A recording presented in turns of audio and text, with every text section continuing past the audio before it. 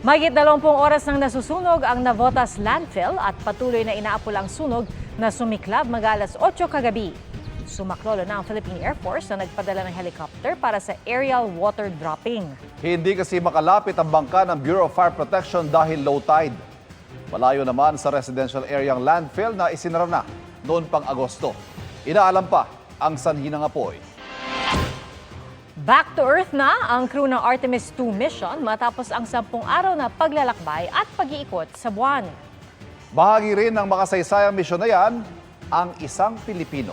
Ang kanyang kwento at iba pang detalye ng pagbabalik ng Artemis 2 mission, tutukan maya-maya lang. Magandang hapon po! Dagok na rin sa industriya ng itlog ang epekto ng pag-alagwa ng presyo ng petrolyo dahil sa giyera sa Middle East. At bumaba man ang presyo nito, lumiit naman ang demand. Sa isang farm sa Pampanga, marami nang nasayang ng mga itlog, balut at penoy dahil hindi maibenta. Kung hindi pinamimigay ng libre, itinatapo na lang dahil nabulok na. Nakatutok si Katrina Son. Nabulok na kaya itinapon na lang ang dose-dose ng itlog, balot at penoy sa isang farm sa barangay Paligi, Candaba, Pampanga. Wala na kasing humahango sa kanilang mga paninda.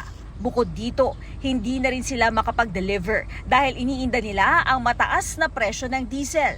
Posible po talaga na magsara kung hindi babalik sa o kung patuloy na magtataas yung diesel natin, petrolyo natin. Panawagan sana namin sa gobyerno, sana magawa nila ng solusyon para bumalik sa normal yung buhay. Ang iba namang itlog, balut at penoy, ipinamimigay na lang nila para mapakinabangan. Ramdam din ang pagbaba ng presyo ng itlog sa ilang pamilihan sa Metro Manila. Sa Blumentritt, Maynila na isa sa mga bagsakan ng itlog, bumaba ng 10 hanggang 20 piso ang presyo kada tray ng itlog. Malaki ang binaba ng market talaga. Bagsak ang presyo. Kahit mura na ang itlog, mas kumaunti ang humahango at bumibili sa kanila dahil hindi makabiyahe bunsod ng pagmahal ng petrolyo. Kaya kung dati ubus na ang kanilang ibinebenta ng 3 araw. Ngayon, mabot minsan na 5 days, 1 week, ganyan. Pagka mas sobrang tagal na, minsan mabot sila ng yung iba, mabot ng 1 week or so, isang hanggang 2 linggo. Maging ang mga humahango ng itlog, ramdam na mas mahina na ang bentahan ng itlog. Ang dati raw na per tray kung bumili, ngayon kada piraso na lang. Kumunti ang tubo namin. Dati 50 trays na binibili namin eh. Ngayon nasa mga 24 na lang kinukuha namin yan, 24 trays. Sa Mega Q-Mart sa Quezon City, wala raw pagbabago sa presyo ng itlog. Ang small na itlog, 8 pesos kada piraso. 8 pesos and 50 centavos naman ang medium, habang 9 pesos ang large. 9 pesos and 50 centavos ang extra large at 10 pesos ang jumbo. Ay di bumaba, di salamat sa lahat kung bumaba. Adanga, para lahat kami makinabang naman. Mas okay kung bumaba siya at is nakatulong sa mga consumers. Sinubukan namin kunin ang panig ng Department of Agriculture at Philippine Egg Board tungkol sa bentahan ngayon ng itlog. Ngunit wala pa silang tugon sa ngayon. Sa pinakahuling price monitoring ng DA, depende sa laki, naglalaro sa mahigit 6 pesos hanggang halos 10 pesos ang presyo ng white chicken egg. Katrina Son, nakatutok, 24 oras. Bistado sa Bulacan ang operasyon ng online sabong na mahigpit ngayong ipinagbabawal. Nakita po sa surveillance ng otoridad kung paano nila live stream ang tapakan. Nakatutok si John Consulta, exclusive. Mukhang ordinaryong sabong lang sa unang tingin ang nagaganap sa sabungan na ito sa San Ildefonso, Bulacan. Pero ang talpakan, naka-live stream. Bawal pa man din ang isabong. Huli rin sa akto ang ilan sa mga tauhan ng sabungan na abala sa pagtanggap ng taya online. Binibidyohan nila yung actual na sabong sa sabungan, then yun, nagla-live feed sila at doon tumataya yung mga mananaya. Kailangan na subukan ng mga tao natin na tumaya, so doon may mga resibo na pinagtayaan. According doon sa mga nahuli natin, I think 2 weeks na sila nag-engage sa ganitong bawal na gawain. 16 ang inaresto ng PNP Region 3 at San Ildefonso Police. kabilang ang mga nasa likod ng operasyon ng isabong. Kasama sa mga dinakip ang nakapulang t-shirt na lalaking ito, nakita rin sa video ng ruweda sa isabong. Kinumpiska ang mga kamera, computer at gadget na ginagamit sa online sabong at 3 baril. They're claiming na may mga naipresenta naman silang dokumento, firearms license and PTC. Pero kahit may PTC ka, those firearms are not allowed na dadalhin mo sa mga ganong lugar, sa sabungan. Hindi allowed yun. Nakipag-ugnayan tayo immediately sa firearms licensing office sa FEO at we requested na ipakancel yung lisensya nila. Sabi ng Police Regional Office 3, tuloy-tuloy ang operasyon nila laban sa mga nag-underground isabong sa Central Luzon. Maraming nagka-bound-bound sa utang, naloko dyan sa sabong na yan. Yung access kasi hindi nakokontrol. Baka yung mga bata tumataya na rin dyan. No? Kaya yan ay talagang mahigpit na pinagbabawal. Wala pang payag ang mga aresto na sinampahan na ng reklamo.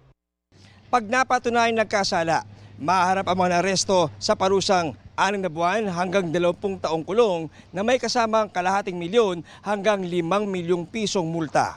John Consulta, Nakatutok, 24 Oras.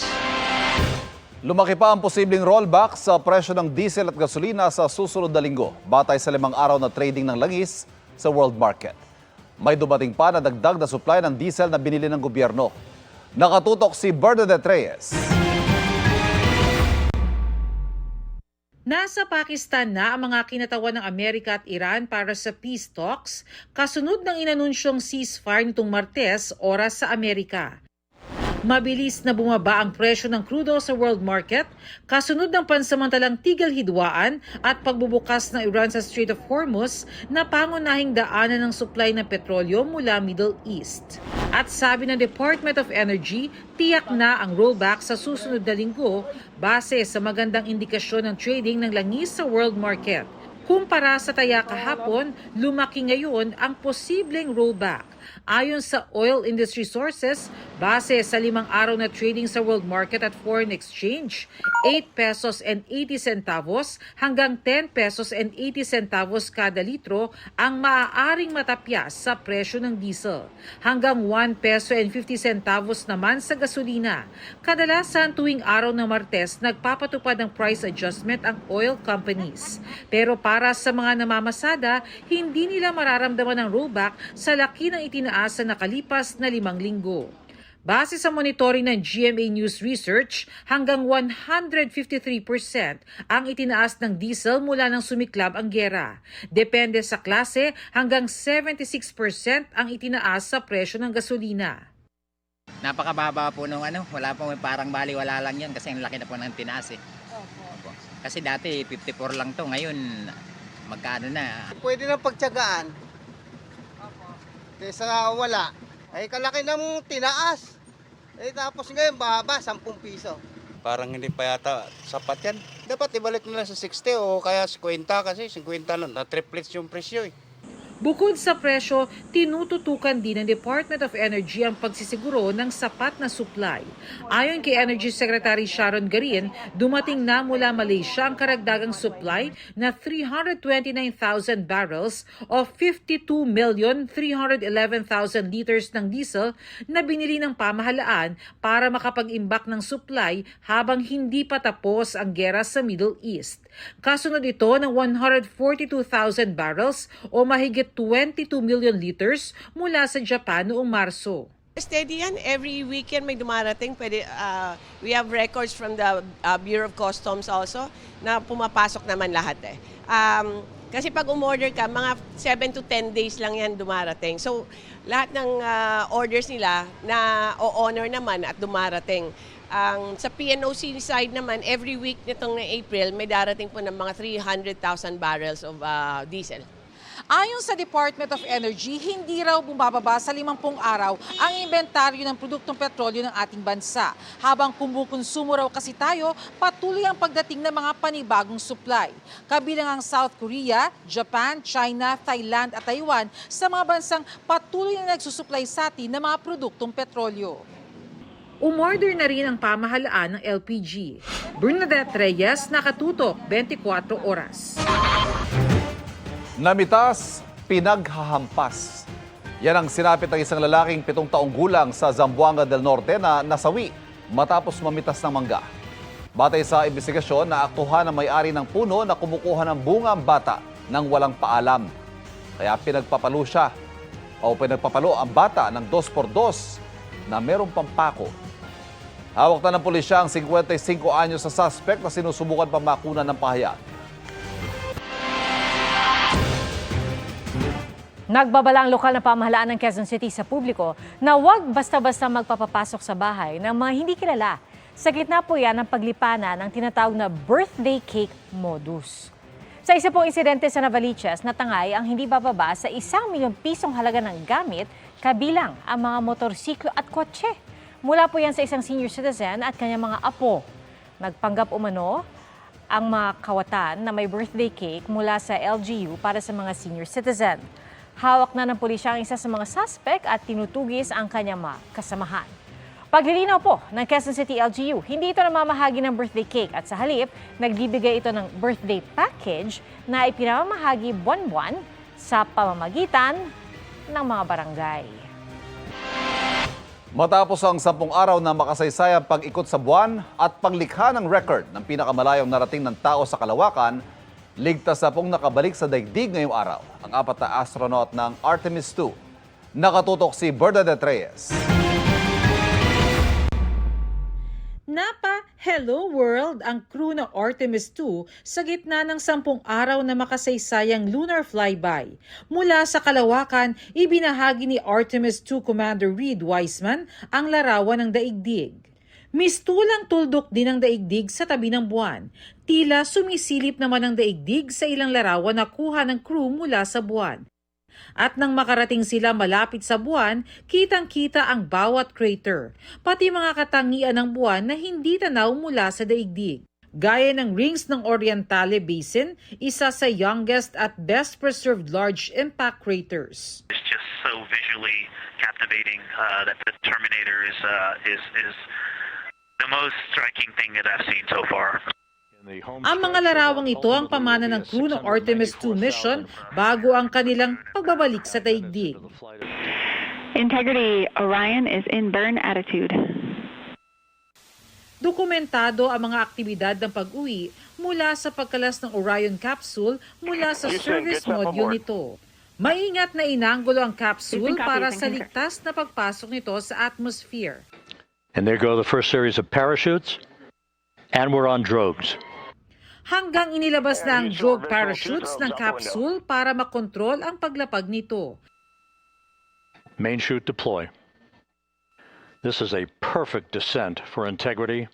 At sa pag-deploy ng main parachutes nito, splashdown confirmed. Integrity's astronauts back on Earth. Splashdown sa Pacific Ocean.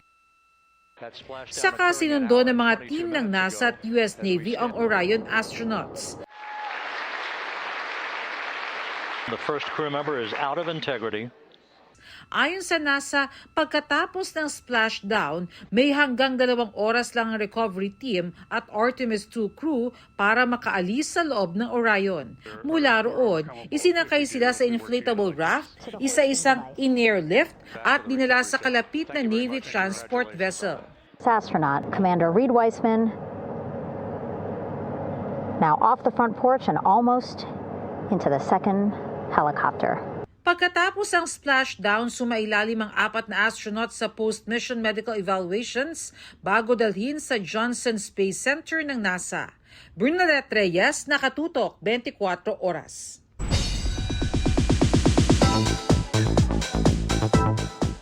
Get ready to explore kasama si Ultimate Kapuso heartthrob Miguel Tan Felix sa kanyang first solo hosting stint para sa isang upcoming travel show. Narito ang aking chika. From family vacation sa Batanes to going solo sa ibang bansa gaya ng South America, living the life pagdating sa travel si Miguel Tan Felix. At ngayon, ipapakita ni Miguel ang natutunan niya sa iba't ibang paglalakbay sa iyo host niyang travel show na Planet XP. Matagal ko nang hinihiling na magkaroon ng isang travel show. So, dream come true to. Ngayong 27 years old ako, binigyan ako ng travel show. So parang very unexpected din yung timing nung Planet XP. Inspirasyon daw ni Miguel sina Amazing Earth host Ding Dong Dantes at biyahe ni Drew host Drew Arellano. Parang gusto kong ipakita sa audience kung sino ba ako bilang isang adventurer, isang traveler, kasi yun naman talaga yung ginagawa ko. Miguel's mindset is to learn and enjoy every episode. Inaasahang mabubuhay ang interes ng kabataan sa iba't ibang komunidad at ganda ng ating bansa. Kumbaga ako mismo at kasamang buong team, wow, may team na rin ako, parang Jessica So. Kasamang, lumipad ng aming team. Sa amin, hindi lang lumipad, binangka namin, hinike namin, so very immersive siya. Ako mismo yung pupunta sa mga bawat communities para i-experience kung paano yung kultura nila, ano yung ginagawa nila pang araw-araw, ano yung mga kinakain nila, paano sila mabuhay. Ang programa ay partnership ng GMA Network at National Council for Children's Television bilang grantee ng National Endowment Fund for Children's Television. Mapapanood ang 5-part infotainment show na Planet XP mula May 2 tuwing Sabado, 6:30 p.m. sa GMA.